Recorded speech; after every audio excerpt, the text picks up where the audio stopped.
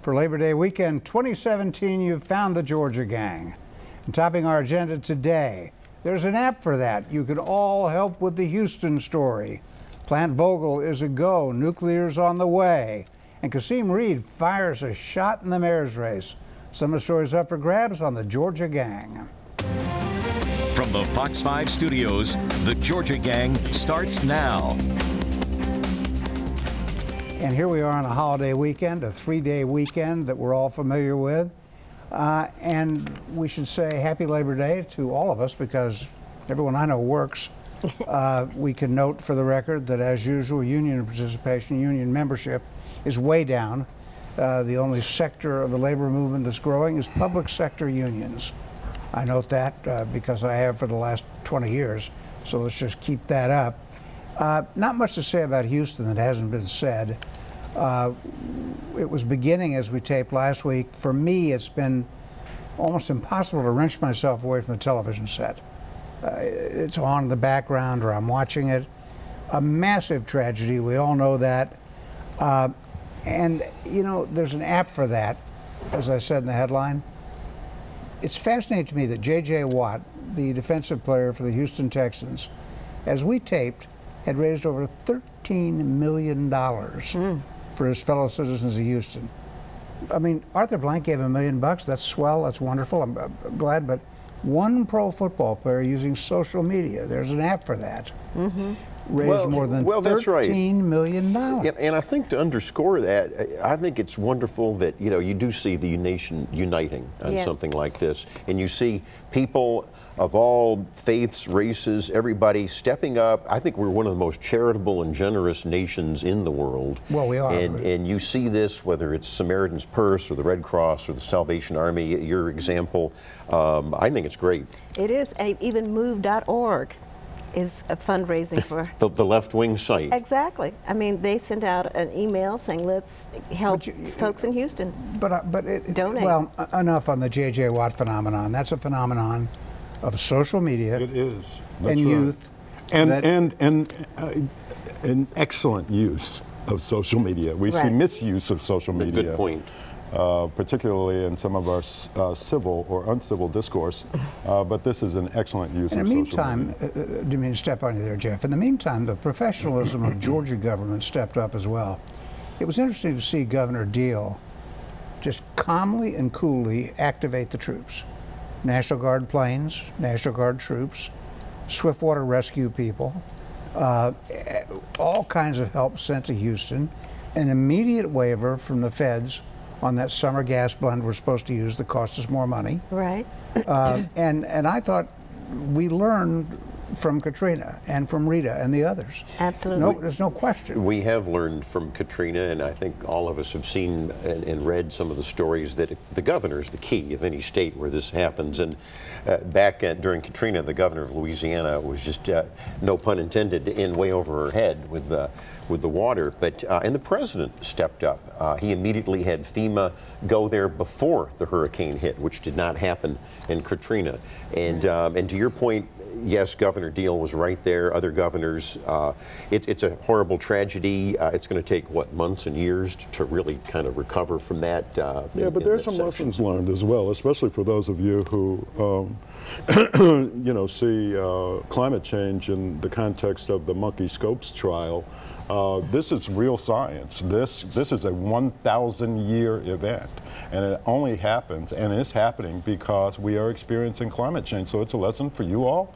Well, I don't know if you can prove that. who don't believe in science. I don't see where you. And it's a lesson for our president of the United States. I think there's several schools of thought. That's one school of thought. Is it man-made and man-caused? The answer is not known. But still, is the climate changing? You bet. But still, don't we have a responsibility to respond to that and do something about? Well, obviously, but there's several schools of thought. To it? There's several schools of thought, and not just the one that calls for government command and control over our economy, like the left wants. Well, Houston paved too much. I'll give you that. Well, let me put in one more good word about Georgia and Governor Deal. He even activated a website for volunteers, and it's, I'm going to read it, www.avoad.org, which is, oh dear, what does it stand for? Don't worry. Okay, but anyway, I got the website, so you can go up there and volunteer and find out ways that you can help. All right, we'll put it on our Facebook page for those down. Phil, the next story is in your wheelhouse. You lived it for a number of years. We waited this week to hear what Georgia Power would do about the 2 nuclear reactors being built at Plant Vogtle over near Augusta. Georgia Power announced without hesitation this week that it will proceed. It's going to need some federal loan extensions, but that it will go ahead. South Carolina will not. Your take on this? Well, I think it was a good call by Georgia Power, all the other co-owners.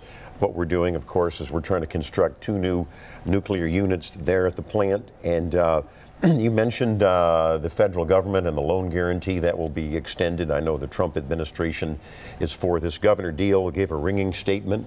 As we all know, this is the largest construction project in the state of Georgia. It's probably also the most expensive and the most it is. And the most over budget and overdue, because it was supposed to have been constructed a long time ago. I'm gonna tell you, if this had been at Hartsfield Airport, y'all would have been all over it, talking about it was over budget and this and that. If it was a city-run project. Well, but instead, it's the state and it's Georgia Power, which seems to be, above reproach in this town and this state. That's not true. That's not true. While they're costing ratepayers millions, billions of dollars, and you don't even point it out. Well, you didn't give us a chance to point it out. I don't disagree with some of the statistics you've said. And the PSC has but that would be totally foolish to abandon that project now. Is that what you're advocating? Why? Because you want to put it'd be foolish. Good money after bad? I thought you'd be.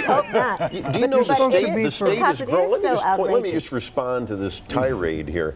The state population is growing, as we've all talked about. We need clean, safe, reliable nuclear power. Yeah. The only comparison I want to draw, I'm going to tell you, if Kasim Reed were governor of the state, you'd have a completely different take on it. That's right. Well, no, if he was for clean, safe nuclear power, I'd be for it. Right. Well, and by the way, let's just put the price tag on it. It's a $19 billion project. Right. Georgia Power's share is $8.8 billion, and the PSC is going to have to decide. Well, that's right. They're going to have to factor in your criticisms, some of which, Jeff, are valid. I'm not dismissing.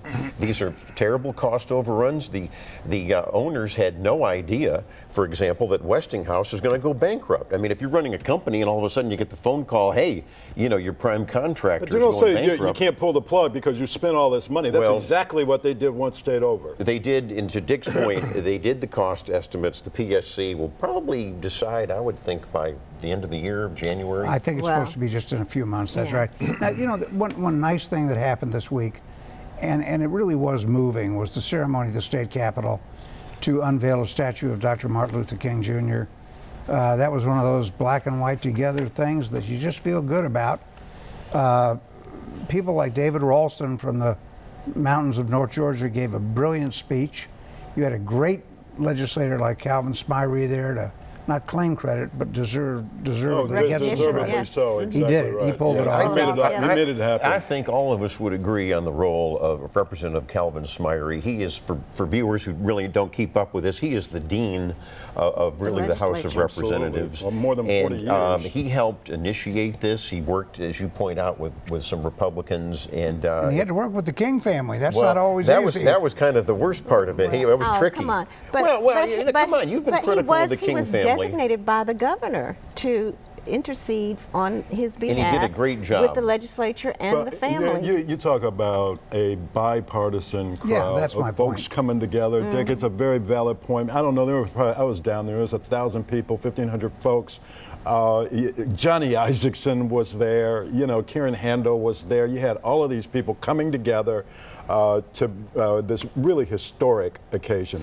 As the AJC pointed out, there was. I feel better about it. I don't want to get into the monument thing right now, but it is.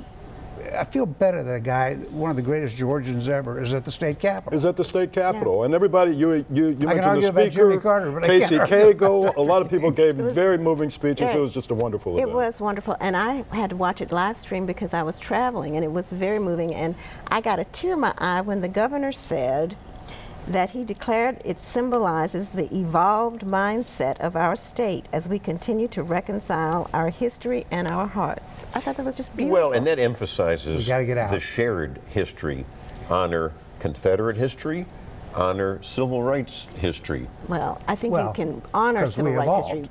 as you Yes, said. but Now we gotta can get out. recognize. So let's have this come Confederate. by a moment.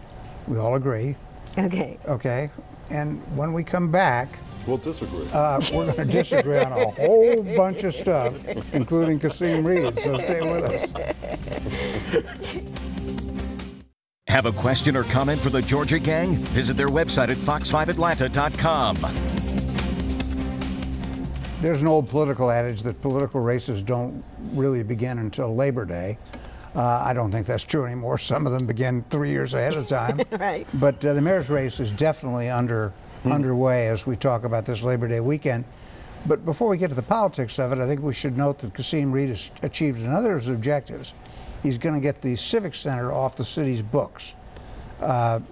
Proposal now to sell it to the Atlanta Housing Authority for a mixed-use project and affordable housing. That's exactly right. Yeah. That's exactly right. For $31 million, the initial developer who was negotiating with the city is back in the mix.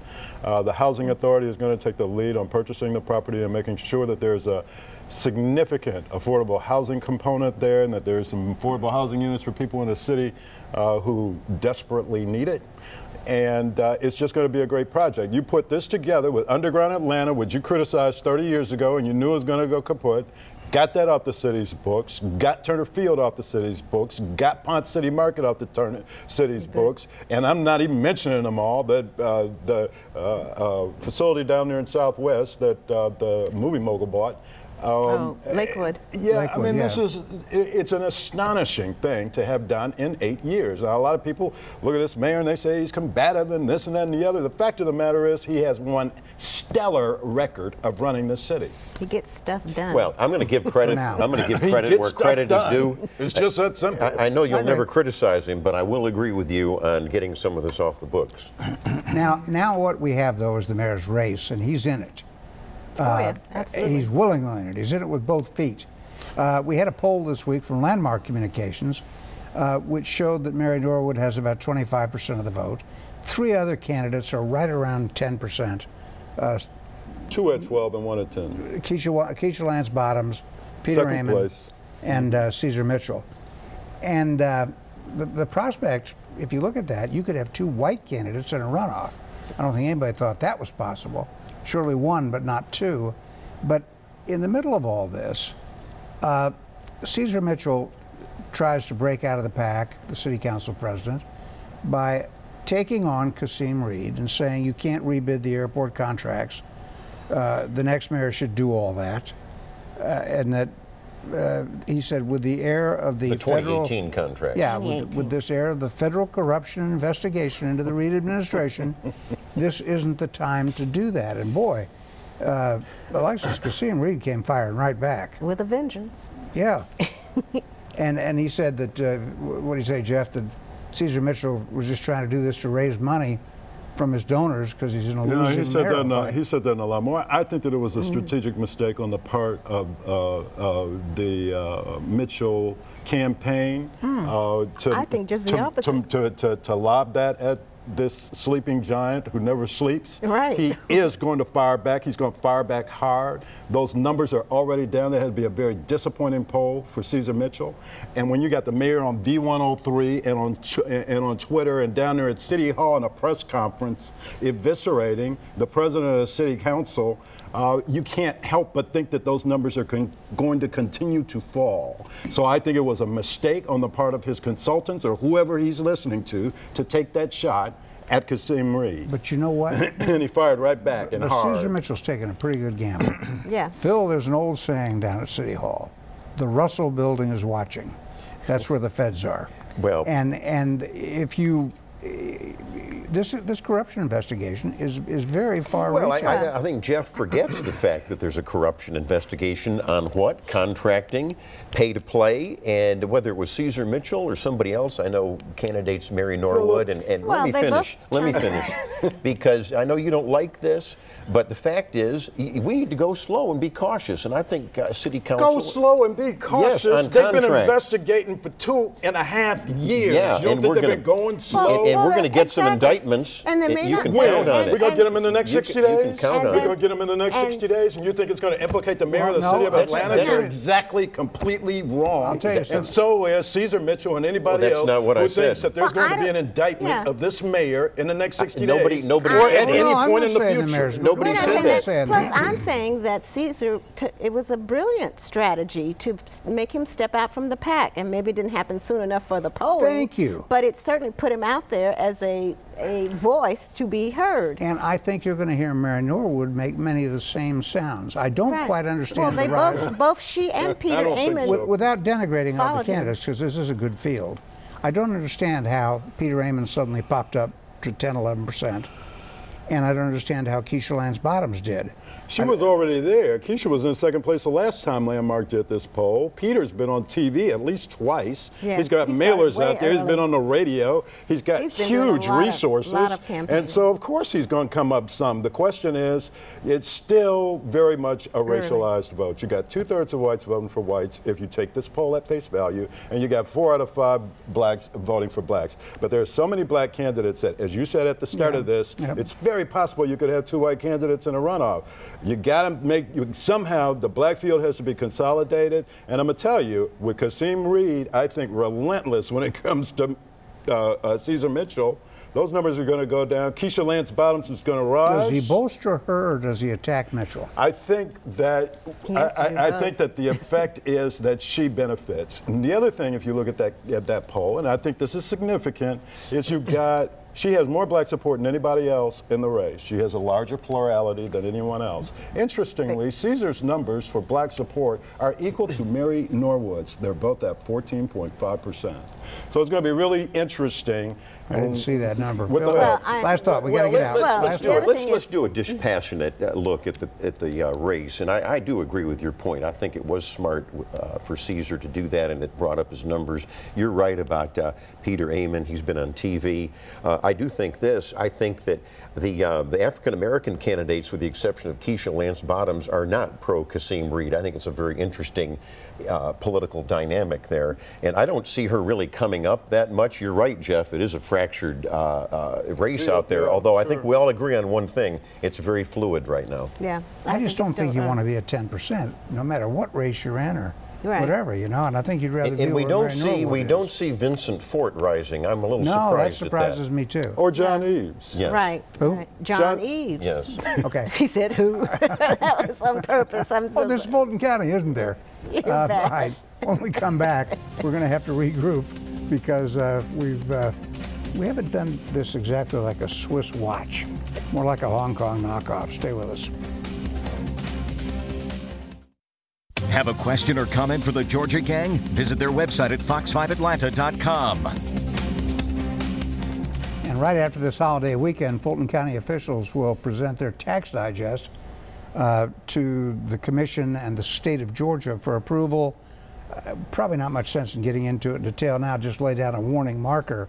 Remember, they're going to use that 2016 tax digest. Right. It's a question whether the state will accept it, whether the cities and the county can react in time, process all the appeals, and still get the tax bills out. It's cutting it close with regard to sending them out to They're everybody. way behind other counties and the way business is usually done. Now, all right, and then one last thing about DeKalb real quickly. Another major sewage spill. Michael Thurman, of course, inherited this mess. It's not his fault. He's trying to fix it. He is. But I wonder when the feds are going to, there were 2 major spills, one by me, one by you. Yeah. And you wonder if the feds might be getting ready to step in. I have no inside knowledge. Well, you know, I mean, they always slap those funds on them. So. But I wonder. There will be that. They forced the city to All right, now let's make get to their the investment. let's get to the unfortunate stuff, the race stuff. We do race better than anybody. We agree. We like each other. We do it. There were so many stories. Last weekend, a march by students from the Atlanta University Center, mostly from Spelman and Morehouse, marching, I guess, in reaction to Charlottesville. And the students chanted, "Keep Atlanta white." Excuse me, did I say that? Yes. Keep Atlanta black. They were chanting, "Keep Atlanta black." Oh, wait, what? What? Well, why were they doing that? Anybody have a guess? Well, it's a racial component, and if they're chanting "Keep Atlanta Black," of course, you could argue it's already black.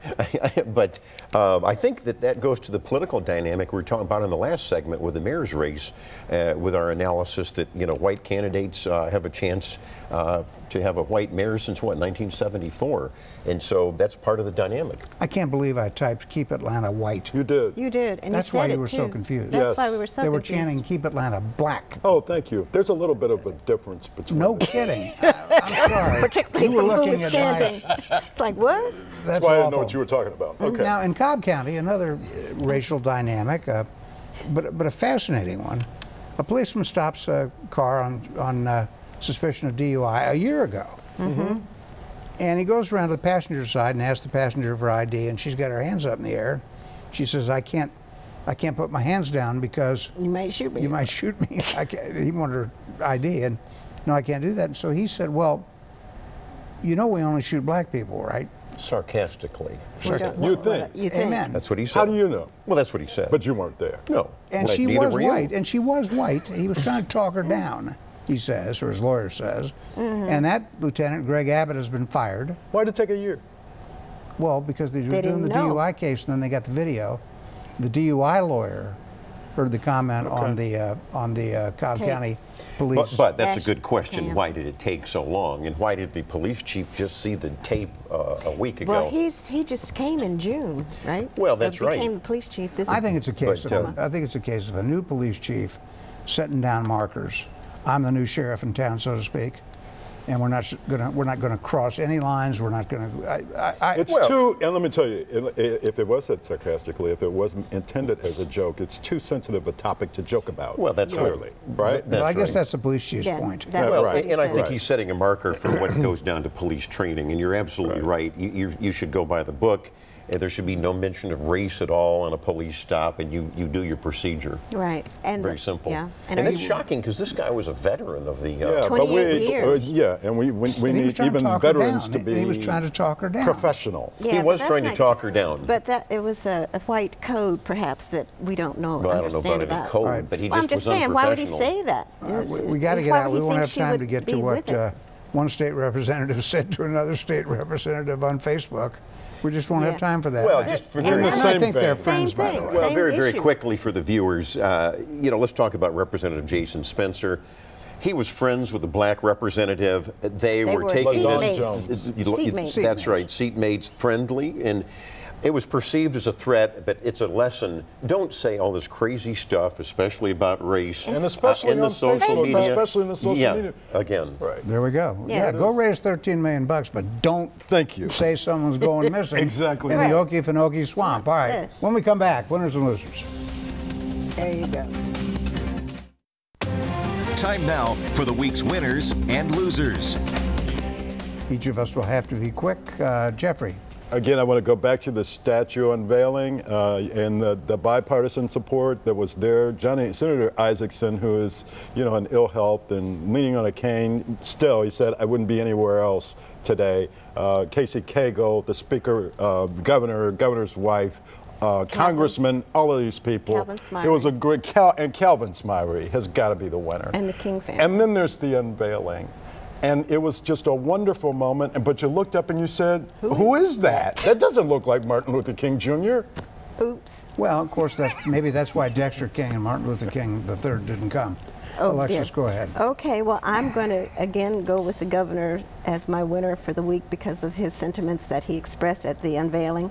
And also the High Museum is extending the Andy Warhol show through September 10th. It's a fabulous show. You got to go see it. More than 250 pieces. I thought it was an Campbell art soup. museum. It is, but you should see it. It's amazing what Andy he Warhol did. soup cans. No, but it's more than that. It's much more than that. You need Oh, to go really? see it. Go see Okay. it. Mhm. All right. Phil? Well, I'll just segue in on some of the speeches on the statue unveiling, and I thought all of them were, of course, very good. But Speaker David Ralston Charleston, I thought, had an exceptional one. Had another winner, didn't make much of the news, but there was a redistricting win for Georgia Republicans. A 3-judge federal panel unanimously said that you can gerrymander for partisan purposes, and you have, if there's discrimination, racial discrimination, you not only have to prove intent, but also the effect, and the effect couldn't be proven. And Chris Carr, Attorney General, winner Dick, he joined the suit to display the 10 Commandments. Yes, exactly. All right, I'll be quick.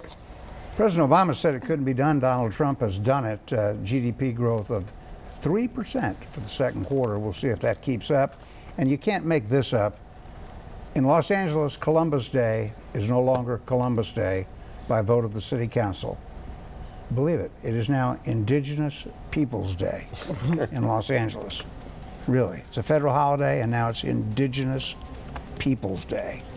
Really? That's crazy. All right, see you next week on the Georgia Gang. Progress is what they call it. The opinions expressed in this broadcast are those of the panelists appearing in this program.